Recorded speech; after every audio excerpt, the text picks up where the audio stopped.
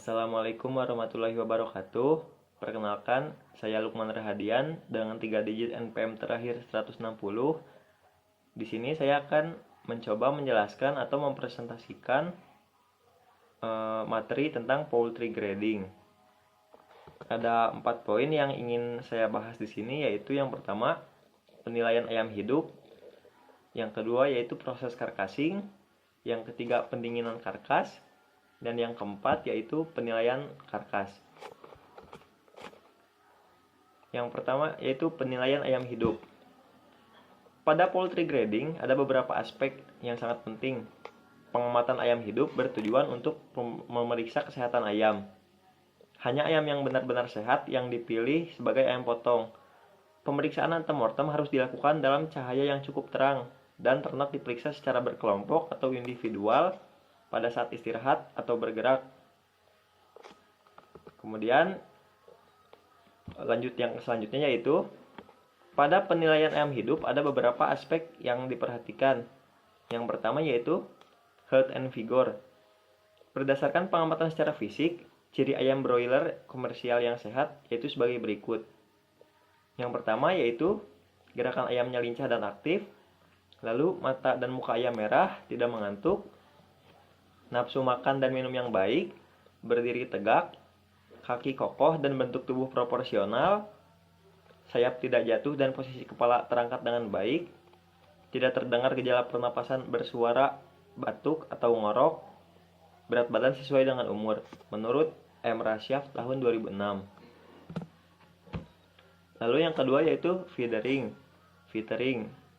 Tanda ayam yang sehat dilihat melalui bulu dengan melihat ciri-ciri bulu tersebut.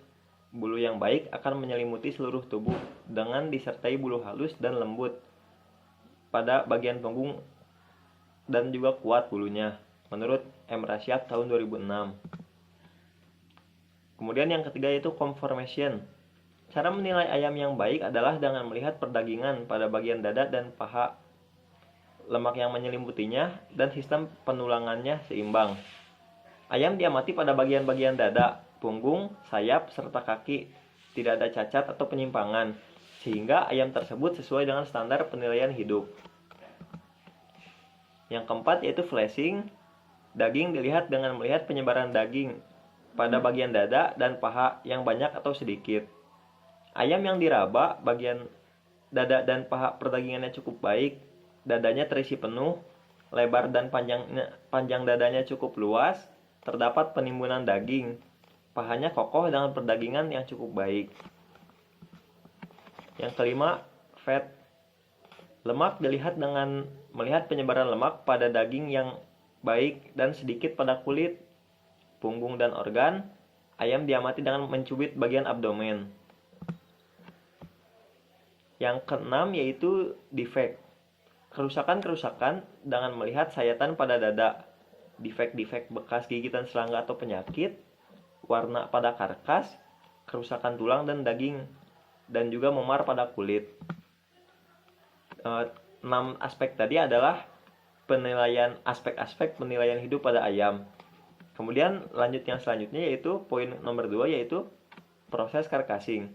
Proses karkasing dari hasil saya menggali materi-materi yang ada di internet ataupun baca-baca di sumber lain, saya mendapatkan 8 poin, yaitu yang pertama ada stunning, yang kedua killing, yang ketiga bleeding, yang ketiga scalding, yang kelima devitering, yang keenam evisceration, yang ketujuh penyiapan karkas, dan yang kedelapan yaitu castling. Langsung yang ke pertama yaitu stunning. Pemingsanan merupakan tahap awal dalam teknik pemotongan ayam. Pemingsanan bertujuan untuk memudahkan penyembelihan supaya ayam tidak tersiksa dan terhindar dari resiko perlakuan kasar, sehingga kualitas kulit dan karkas yang dihasilkan lebih baik. Menurut Abu Bakar tahun 2003, pemingsanan dapat dilakukan beberapa cara, yaitu menggunakan alat pemingsan atau knocker, dengan senjata pemingsanan atau stunning gun, dengan pembiusan, serta dengan menggunakan arus listrik, menurut Suparno tahun 1994. Yang kedua yaitu killing. Pemingsanan merupakan tahap awal dalam teknik pemotongan. Penyembelihan hanya dilakukan sekali sayat untuk memotong. Ketiga saluran yaitu saluran pernapasan, trakea atau hulkum, saluran makan, esofagus marik, dan 2 urat lehernya. Menurut Direktorat Jenderal Peternakan tahun 2010. Pengeluaran darah harus cepat dan keluar sebanyak mungkin. Oleh karena itu saat dan setelah penyembelihan ayam harus digantung. Sebab di samping arteri dan vena yang terpotong merupakan pintu saluran kontaminasi bakteri untuk masuk dalam tubuh ayam, dan darah merupakan media yang baik untuk pertumbuhan mikroorganisme tersebut. Menurut Abu Bakar et al. Tahun 2000 dan juga menurut Syamsul tahun 2007. Yang ketiga yaitu bleeding. Darah yang keluar sempurna akan menyebabkan bobot darah sekitar 4% dari bobot darah. Proses pengeluaran darah pada ayam biasanya berlangsung selama 50-120 detik, tergantung pada besar kecilnya ayam yang dipotong. Menurut Suparno tahun 1994. Lalu yang keempat yaitu scalding. Ayam dicelupkan ke dalam air panas setelah ayam disembelih bertujuan untuk mempermudah pencabutan bulu. Lama pencelupan dan suhu air pencelup tergantung pada kondisi ayam. Perendaman dalam air hangat dengan suhu 50-54 derajat Celcius selama 30-45 detik untuk ayam muda dan kalkun. Perendaman 55-60 derajat Celcius selama 45-90 detik untuk ayam tua, dan juga 65-80 derajat Celcius selama 530 detik. Perendaman 50-54 derajat Celcius selama 30 detik untuk broiler.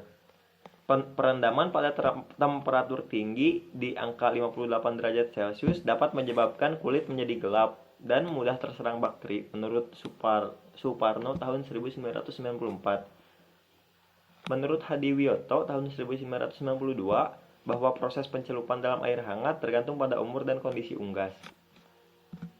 Lalu tahap yang kelima yaitu flaking atau devitering. Pencabutan bulu kasar sampai halus dapat menggunakan tangan atau manual.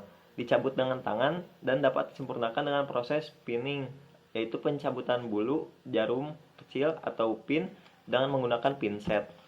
Menurut Suparno tahun 1994. Menurut Direktorat Jenderal Peternakan tahun 2010, bahwa pencabutan bulu dapat dilakukan dengan menggunakan 2 macam, yaitu dengan menggunakan mesin atau plucker dan secara manual menggunakan tangan. Yang keenam yaitu evisceration. Pengeluaran organ dalam dilakukan setelah pencabutan bulu, dimulai dari pemisahan tembolok dan trakea serta kelenjar minyak di bagian ekor. Selanjutnya, rongga badan dibuka dengan membuat irisan dari kloaka ke arah tulang dada. Kloaka dan viscera atau organ dalam dikeluarkan. Kemudian dilakukan pemisahan organ dalam, yaitu hati dan empedu, rempela dan jantung, menurut Suparno tahun 1994.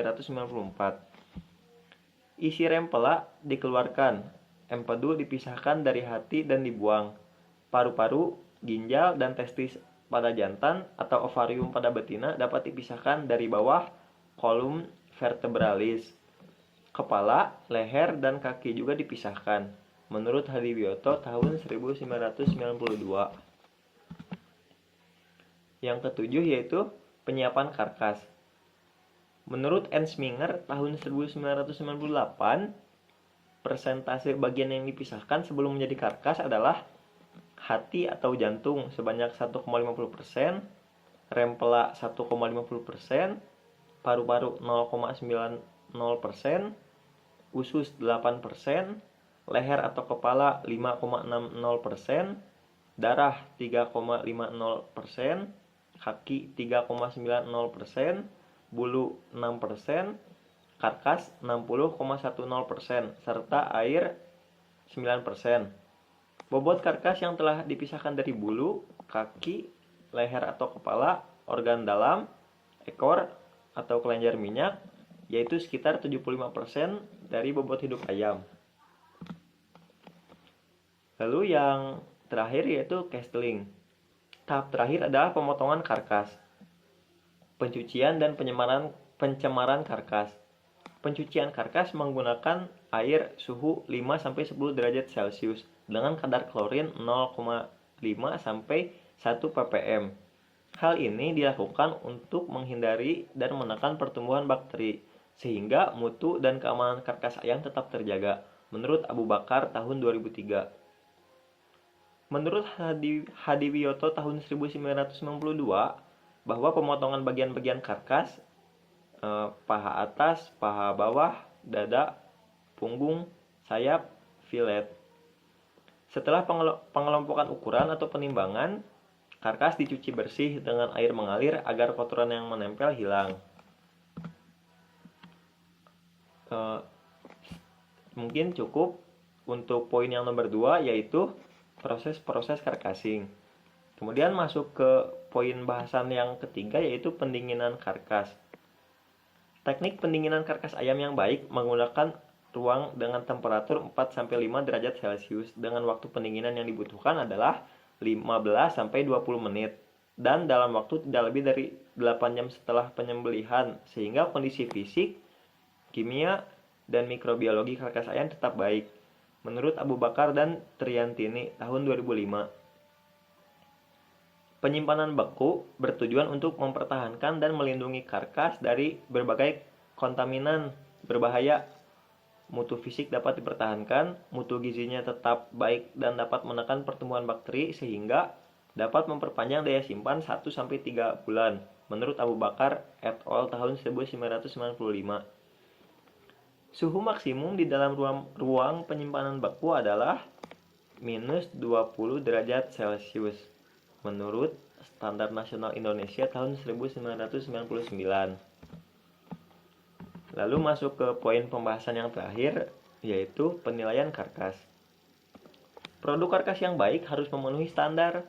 Menurut Standar Nasional Indonesia tahun 1995, kualitas karkas yang baik atau mutu 1 adalah yang konformasinya sempurna, perdagingannya tebal, perlemakannya cukup, keutuhan sempurna, serta bebas dari memar dan bulu jarum.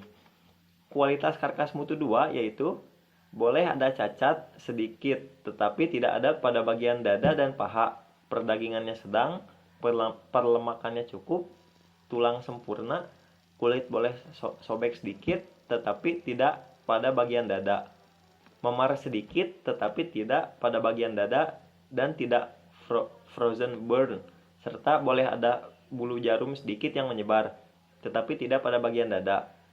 Karkas mutu 3 yaitu konformasi boleh cacat sedikit, perdagingannya tipis, perlemakannya tipis, tulang dan ujung sayap boleh patah, kulit boleh sobek tetapi tidak lebar, memar sedikit boleh, dan bulu jarumnya juga sedikit.